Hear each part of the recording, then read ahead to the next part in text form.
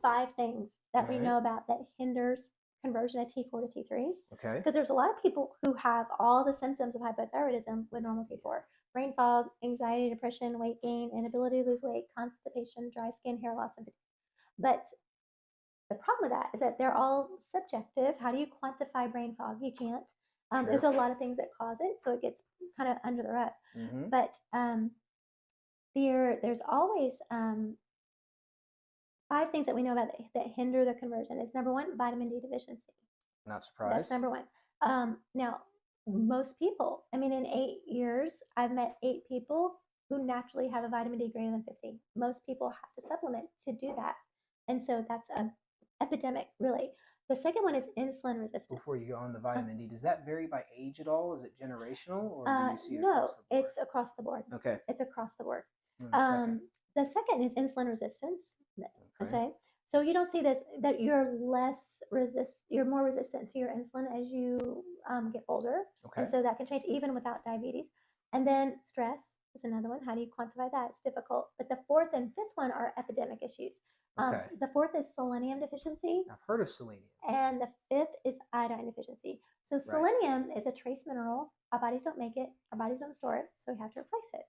Naturally. It's hard to just survey. Can you just check to see if I'm deficient? It's not as easy as that. Right. It's an intracellular study, so that's not easy to come by. Okay. So naturally, you would ask, well, how do I replace it? How do I make sure? Well, where do we get it? This is the textbook answer. You get selenium from fruits and vegetables that are grown in mineral-rich soil. Keyword, Yeah, mineral-rich soil. So not being naive, we have all of our clients hopefully have a big bag of Brazil nuts in their desk drawer and they're by their coffee pot. Okay. You can just eat 2 Brazil nuts a day and you get all the selenium you need. And the reason selenium is important is because the enzyme that causes the conversion, is responsible for conversion of T4 to T3, is called diadenase. There's diadenase 1, diadenase 2, and guess what? They're made out of selenium. If we don't have selenium, we just simply don't convert. So it's something as simple as that. And micromineral doesn't get the press that some other things like magnesium and zinc and macromineral does. A little bit more So, popular.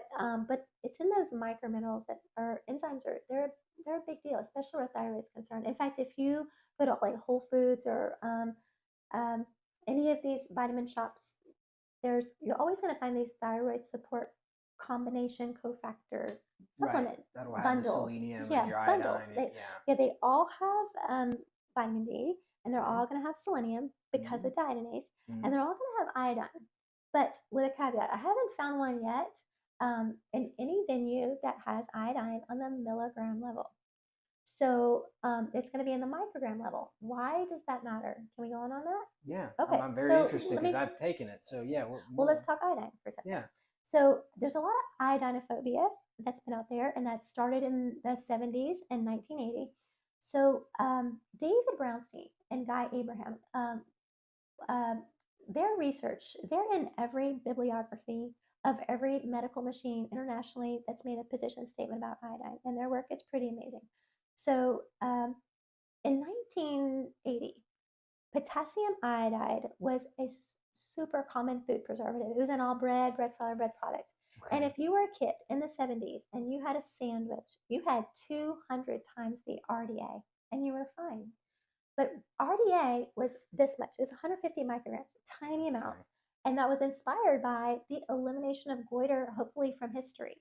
When decades before, goiter was finally recognized to be nothing more than a super severe sustained iodine deficiency. It was worse around the Ohio River Basin because that soil just simply didn't have iodine.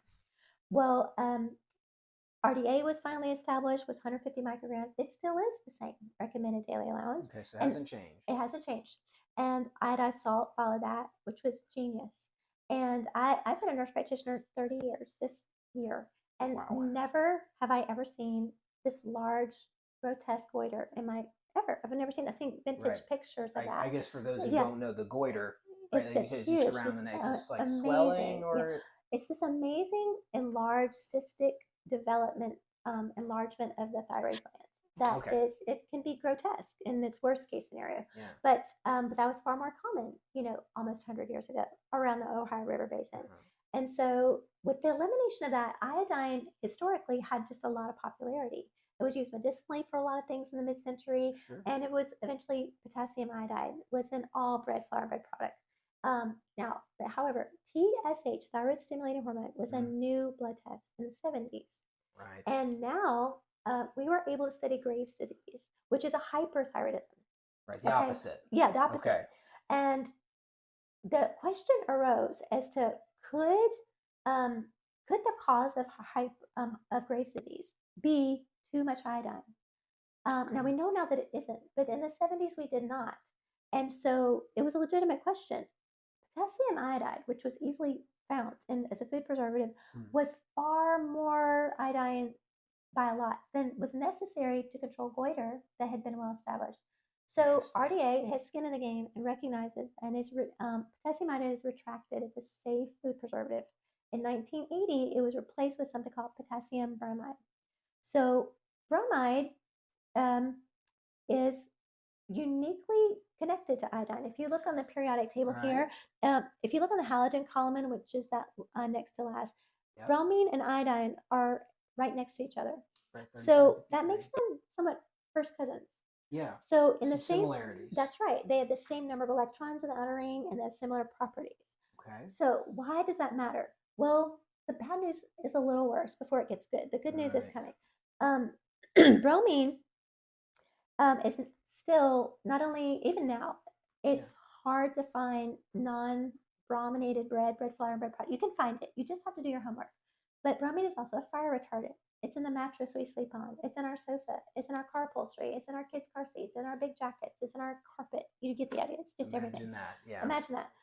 Brominated vegetable oil is illegal in Europe and Asia as an endocrine disruptor. Now, would that be similar to a seed oil? No. Okay. So no, a little bit not different. At all. A little bit different. In fact, the only place that I know that BVO or brominated vegetable oil exist are in some things that most of my clients would never touch anyway, like some processed food, Mountain Dew.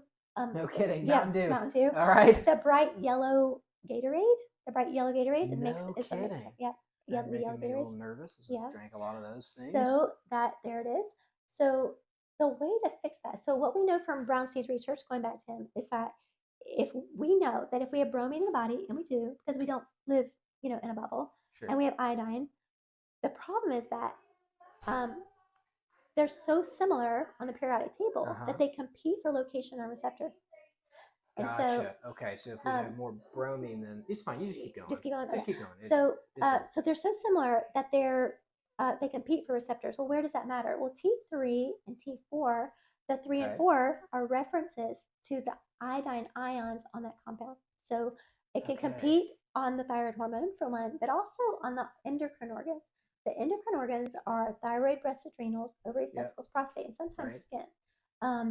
Now, they have to be saturated in iodine for it to be effective. No one is actually allergic to iodine. They may be allergic to shellfish and the protein that iodine is attached to, right? Okay. But everyone has to have iodine, obviously, to live. So therefore, when we have bromine competition, they compete for location. In fact, if we know that if we're bromine dominant, it can actually kick iodine off of receptors, and we urinate those ions out, and bromine can be sitting on the seat of our hormone and or our glandular organs, and it's not detectable in clinical labs.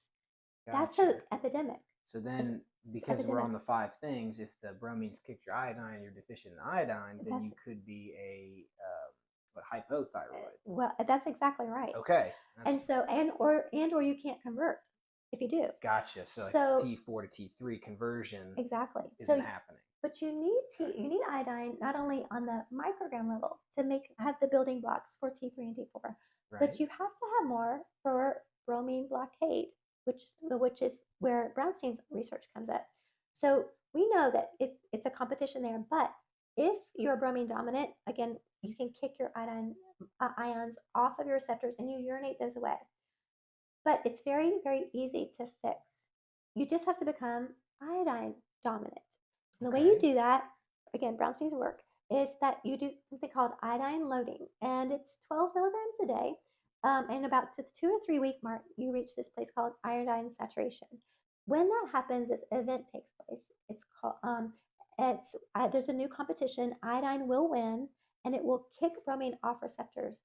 When that happens, people have this fresh flood of free bromine ions in their bloodstream, and they have to just urinate that out. And they can do that. It's also palpable to people. It's called bromine flu, and bromine flu, like you come down with a headache or achiness or joint pain, and it can be anywhere from like a weekend to a week or so. Right. But one caveat is this: you can't become iodine dominant on microgrammable iodine.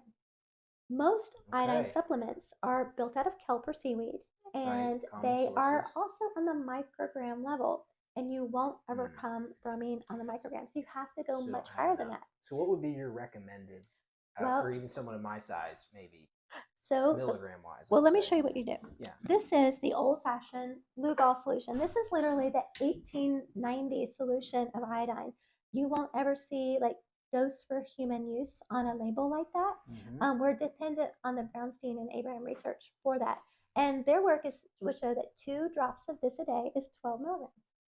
Okay. 12 milligrams a day. And this is different for about 5 reasons. First, it's more dense. It's higher than RDA by a lot.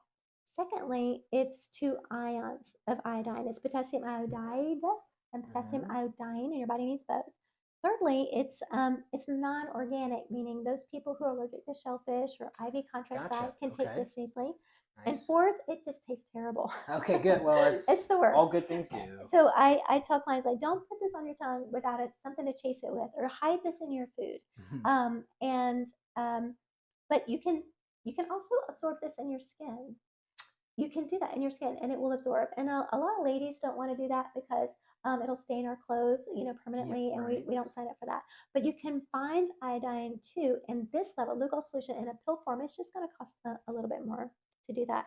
But if you read Brownstein's work, firsthand, you would see not only would he recommend that go through iodine loading, go through detoxification with bromine.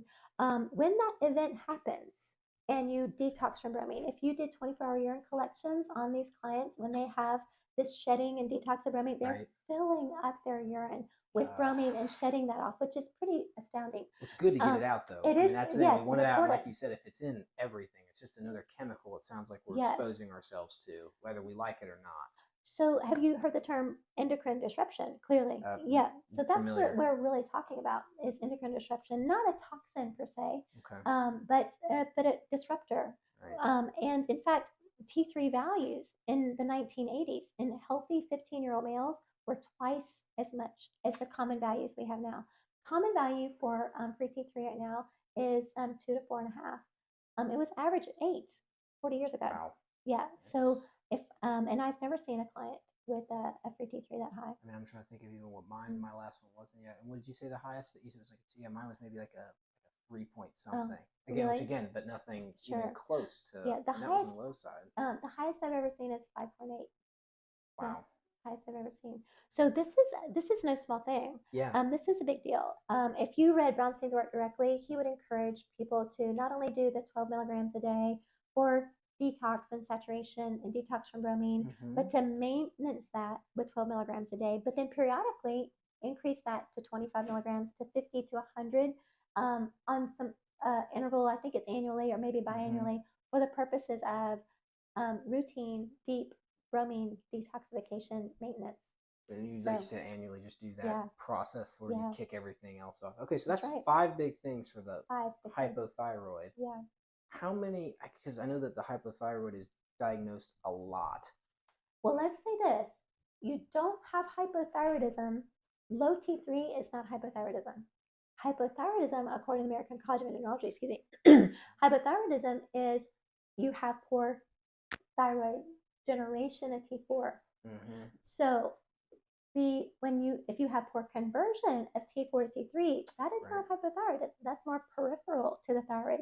You can have a normal TSH, which is surveillance of your T4. Right. You have a normal TSH. You can be generating plenty of T4, and you don't have primary hypothyroidism. This other poor conversion and low T3 is a peripheral to that. It's where that T4, which is essentially an inert hormone. T4 has no job in the body. It doesn't have a pathway. It doesn't ignite a receptor. Until it's converted, which is where it exactly. actually has benefit. That's right. Right. Okay. TSH only moves one number, and that, I mean, T3, sorry, Yep. T4 only moves one number, and that's pituitary, the TSH. It does not penetrate the cell at all. It has to be converted to T3, which is, we grew up in school here, and that's the active form. Right. Even, even total T3 is inert as well. Total T3, when T3 is surveyed, and it's not surveyed often enough, total T3 is this larger number, usually a triple digit number, and it is not available to the receptor either of the cell. Why? Because it's bound to a protein. It's only the free T3, which is a fraction of that total, that's available to the receptor. That's right. So free T3 is more specific. So then, with all of that in mind, if you had someone who has been to an endocrinologist, has some of these symptoms, what would be your advice as far as if they've been told, hey, you have hypothyroid, and we looked at your blood work, and this is the deal, and what would be your advice to that person, and what next steps maybe? Sure. Well, if your endocrinologist has told you that you have hypothyroid, that means that that client probably has an elevated TSH. Okay. And the first line drug of choice for that is T4 hormone, which is Synthroid or levothyroxine, which is a proper treatment. But the follow through is to make sure that even if you take T4 as a supplement, or if you generate it from your own thyroid gland, if it doesn't convert, then your symptom profile will not change. Right, which seems to be key. And obviously, I know that's the reason I asked you that, is because this is the same thing that I went through, is you were told to be taking this. And then, if I'm not wrong, can't taking this stuff very long term actually decrease your thyroid's output, so you actually become semi-dependent on the Synthroid maybe, or any thyroid's direct supplement? That's actually correct. It can do that over time. But your thyroids can heal. We don't sometimes, unfortunately, when the TSH is elevated, as a clinician, when you see elevated TSH, the treatment for that is just real obvious. You supplement with T4 hormone. But unfortunately, sometimes the question just isn't asked, like, well, why did it stop generating T4? Right. Well, why did it do that? What's the upstream cause of that? Sometimes Hashimoto's is an explanation for that, but we don't always know why the thyroid just stopped generating it. Maybe it is some endocrine disruption. Right. I wouldn't be surprised from the environments that we're in. For a lot of people, that could be a problem. Yeah. Especially if Mountain Dew is a real concern. Which is and a lot of people who've been on Synthroid for Synthroid or levothyroxine or T4 therapy for a long period of time, they have high value for long periods of time. They have a high value of something called reverse T3, which is an isomer that will occupy the receptor, but it doesn't ignite it to create ATP molecules. We haven't solved the actual problem. So anyway, that's wild.